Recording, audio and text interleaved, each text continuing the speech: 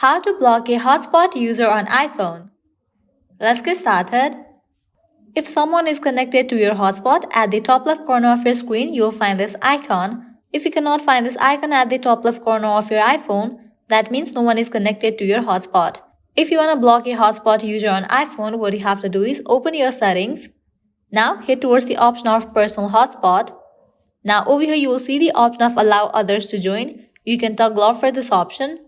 With that, no one will be able to join your hotspot. In the case you want to block a specific user, what you can do is you can change your password. So go ahead and click on the option of Wi-Fi password. Now you can change your password and then click on done. With this, the person won't be able to join your hotspot. As if right now this is a way to block a hotspot user on iPhone.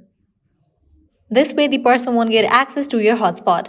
Well, that's all for this video. This is how you can block a hotspot user on iPhone. At the end, if you guys find this video helpful, don't forget to like, share and subscribe to our channel. Thank you.